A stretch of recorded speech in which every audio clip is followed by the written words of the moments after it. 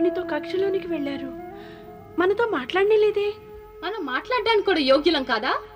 మనకి ఆదేశం ఇవ్వకుండానే వెళ్ళిపోయారు.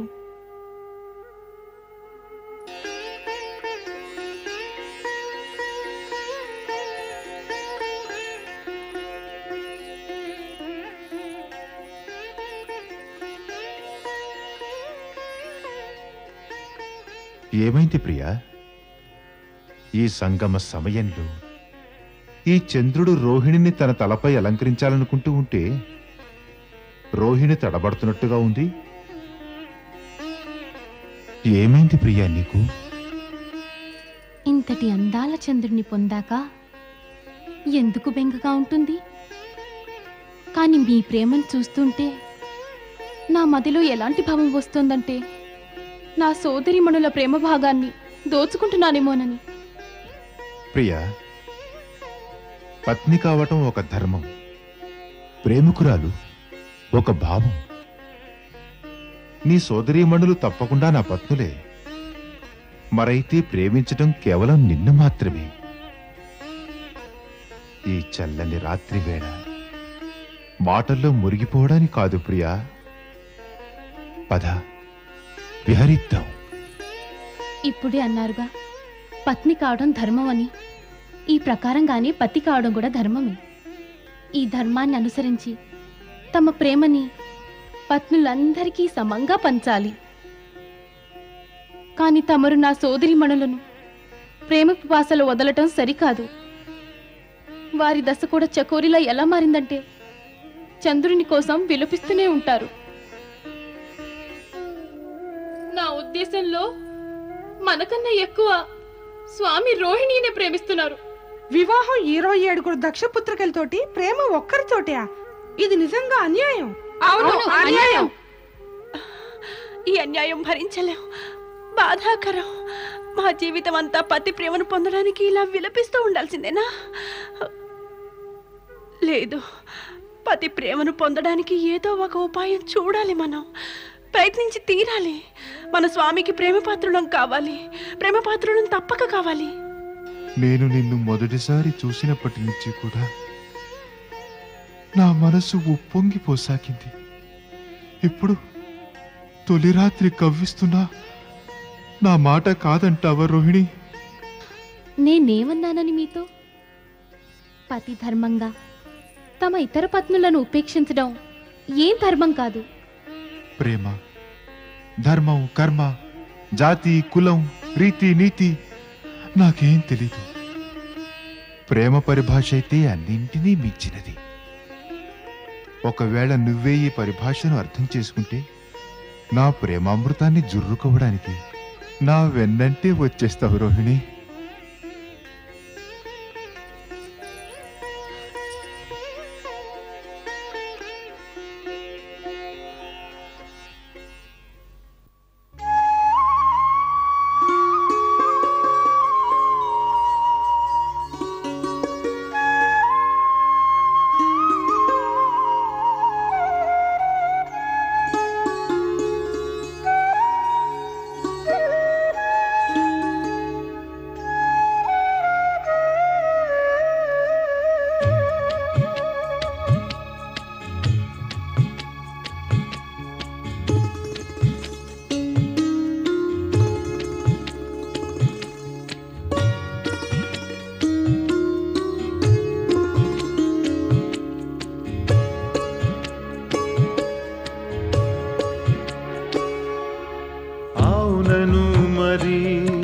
భలే సమయమిది స్వప్నాల్ని సాకారం చేద్దాం.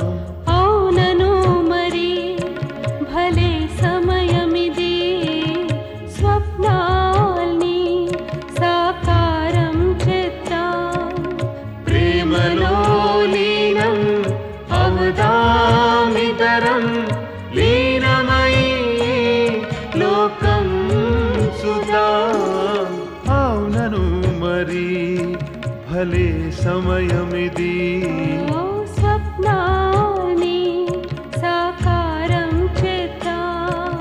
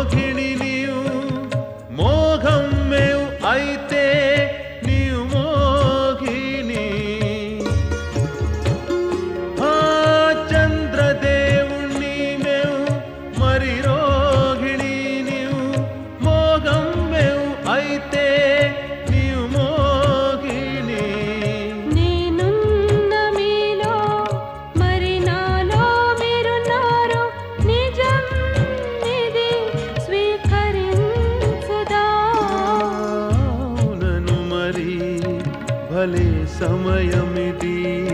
ఓ స్వప్నాల్ని సాకారం చేద్దాం, ప్రేమలో లీనం అవదామితరం, లీనమై లోకం సుదాం. అవునను మరి అవునను మరి భలే సమయమిది. స్వప్నాల్ని సాకారం చేద్దాం. అవునను అవునను మరి భలే సమయమిది. స్వప్నాల్ని సాకారం చేద్దాం.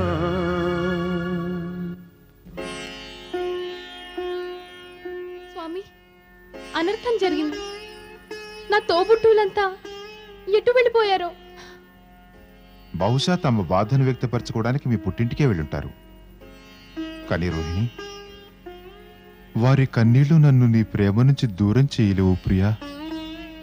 అగ్ని సాక్షిగా తమ పుత్రికలందరినీ చంద్రుడు పెద్దల ఎదుట పరిణయమాడాడు. కానీ కేవలం రోహిణిపైనే తన ప్రేమను కనబరుస్తున్నాడు. ఇలా మమ్మల్ని ఉపేక్షించడం ఏమాత్రం సహించలేమమ్మా. చంద్రదేవునితో ఈ బంధం ఏర్పడి ఎంతో కాలం కాలేదు. ఇప్పుడే మా కొత్త జీవితం ప్రారంభమైంది. మా కొత్త జీవితానికి అర్థమే లేదు నాన్న. అతనికి మేమంటేనే గిట్టడం లేదు. రోహిణి మాకు సోదరే కదా, కనీసం తనైనా మేమందరం ఎంత తీవ్ర ఆవేదనకు లోనయ్యామో ఆలోచించాలిగా. ఇక మా అందరి జీవితం వ్యర్థమైపోయినట్టే. భర్త ఉపేక్షించిన భార్యల స్థితి వితంతువుల కన్నా హీనం. భర్తను పోగొట్టుకున్న వారు కొన్నాళ్ళకైనా స్థిమితపడతారేమో. అలాంటి అశుభ మాటలు మాట్లాడకమ్మా. మీ నాన్నగారు ఈ పరిస్థితిని కుదుటపరచటానికి తప్పక ప్రయత్నిస్తారమ్మా. మీ అమ్మ నిజమే చెబుతోందమ్మా. చంద్రునిపై ఒక్క రోహిణికే అధికారం కాదు. చంద్రుని వద్దకెళ్ళి మీ అందరికీ భర్త ప్రేమను ప్రసాదించవలసిందిగా తప్పక అడుగుతాను.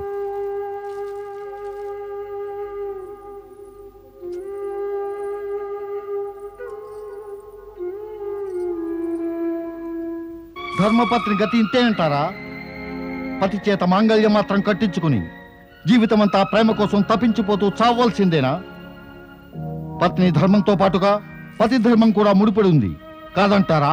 మనస వాచ కర్మణ ప్రతిభర్త తప్పక తమ పత్నులను సుఖపెట్టి తీరాలి. కానీ తమ పుత్రుడు చంద్రుడు నా 26 పుత్రికల్ని వివాహమైన రోజే త్యజించాడు.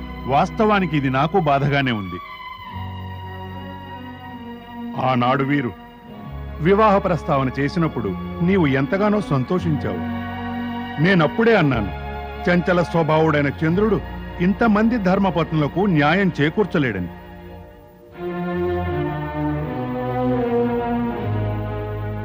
మనసులో ఉన్న ఈ సంశయాలతోటే నాకు ఇది అసంభవమని తోచింది. కానీ తమ వినయపూర్వక అభ్యర్థన ఇంకా అనసూయ ఉబలాటము గమనించి మీరు చేసిన ఈ ప్రస్తావనని అంగీకరించాను. మా చంద్రుణ్ణి పిలుస్తాను. చంద్ర ఆగచ్చ ఆగచ్చ ఆగచ్చ ఆగచ్చ ఆగచ్చ. పితృదేవులు నన్ను స్మరిస్తున్నారు. పద పెడదాం.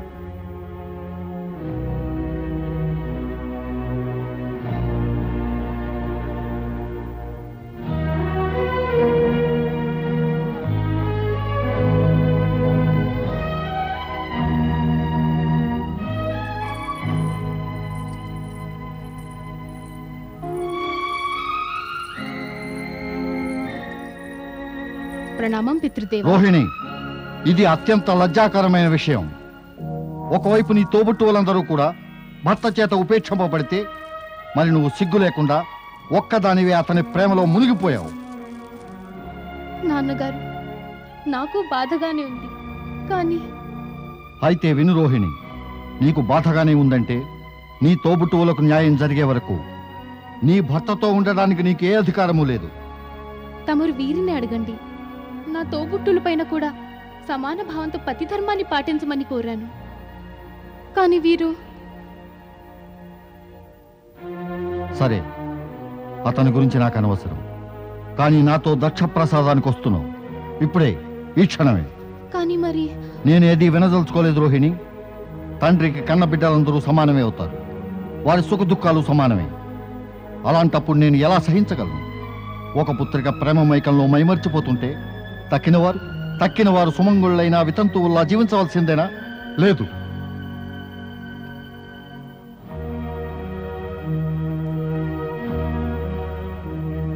దేవి అనసూయ, ఋషివర్య, దయచేసి రోహిణి నాతో పంపవలసిందిగా కోరుతున్నా. తమకు తోచిన విధంగానే చెయ్యండి. అవునా స్వామి? నేను వారి ఉద్దేశాన్ని సమర్థిస్తున్నాను. రోహిణి, దక్షపురానికి వెళ్లే ఏర్పాట్లు చేసుకో. తమరి ఆజ్ఞ. పద రోహిణి.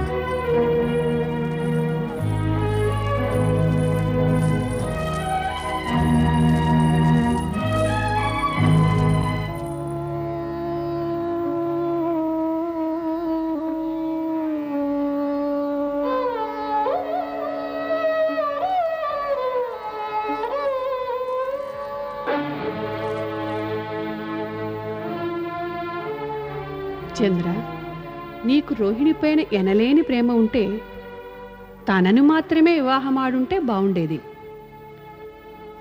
కానీ ఇప్పుడు నీకు 27 భార్యలున్నారు. వారందరికీ సమానంగా ప్రేమను పంచవలసి ఉంది. ప్రేమ హృదయంలోనే పుడుతుంది. అయితే నా హృదయం పైన నాకే అధికారం లేదు. నేను రోహిణికి అంకితమయ్యాను. ఆమెను చూసినప్పటి నుంచి ఇప్పుడు నా హృదయంలోనూ కళ్ళల్లోనూ కేవలం రోహిణికే స్థానం ఉంది. రోహిణిని మరవటం నా చేతి కాదు. హే శివశంకర! నాన్నగారు అశ్వని, ఫల్గుని, ఉత్తరా! రోహిణి, చంద్రుడు మీకు అన్యాయం చేశాడుగా, దానికి ప్రాయశ్చిత్తం ఇదిగో రోహిణి చేస్తుంది. రోహిణి, చంద్రుడి నుంచి దూరంగా తీసుకొచ్చాను. నాన్నగారు, మీరు బాధపడితే నేను బాధపడతాను. నేను అప్పుడు ఆసక్తురాలిని, ఇప్పుడు ఆసక్తురాలినే. రోహిణి, నేను బాధ పెట్టాలని కాదు, మాకు న్యాయం జరిగితే చాలు. చంద్రునితో రోహిణి ఉన్నంతకాలం మీకు న్యాయం లభించడం దుర్లభం. అందుకే తీసుకొచ్చేశాను. ఇది మీకు ఉచితం కాదు స్వామి. తమరు జామాత చంద్రుని దుఃఖపెట్టడం తమకు అధికారం లేదు. మహారాణి, నువ్వు నా అధికారాల గురించి సలహాలు ఇవ్వకు. నేను దక్ష ప్రజాపతిని. ప్రజల సంక్షేమాన్ని దృష్టిలో పెట్టుకోవడం అది మా కర్తవ్యం. అయితే మరి మా పుత్రికల సుఖాన్ని కాదనగలనా? అలా ఎప్పటికీ కాదు మహారాణి, ఎప్పటికీ కాదు. నువ్వు అతని దగ్గర తిరిగి వెళ్ళిపో రోహిణి. ఇది మాకు ఇష్టం లేదు. నీకు ఎంత బాధో అతనికి అంతే. లేదు, చంద్రుడు తన అన్యాయాన్ని ఒప్పుకుని మీ అందరికీ సమాన ప్రేమను అందివ్వడానికి అంగీకరించకపోతే రోహిణి వెళ్ళడానికి వీల్లేదు. తమకు తెలుసు కదా మన జామాత చంద్రుడికి ఎంతటి ఉద్రేకమో. కాస్త ఆలోచించండి.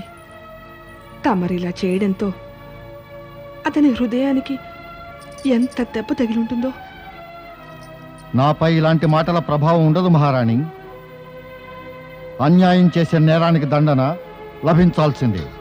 కానీ మహారాజా, ఈ విషయంలో శివుని సహాయాన్ని కోరితే? మహారాణి, ఉద్ధరించింది చాలు. ఎప్పుడో నిశ్చయించుకున్నాను, శివుని నుంచి ఎలాంటి సహాయాన్నైనా కోరడానికి వెళ్ళకూడదని. అయితే తమ పరమపిత బ్రహ్మదేవుని దగ్గరికి వెళ్ళి సహాయాన్ని కోరండి. వారే శివుని దగ్గరికి వెళ్ళి తన మనవరాళ్లను ఈ దౌర్భాగ్యం నుంచి కాపాడగలరు. ఇంతమందికి పితామహులు కదా, వారికి కర్తవ్యం ఉంది.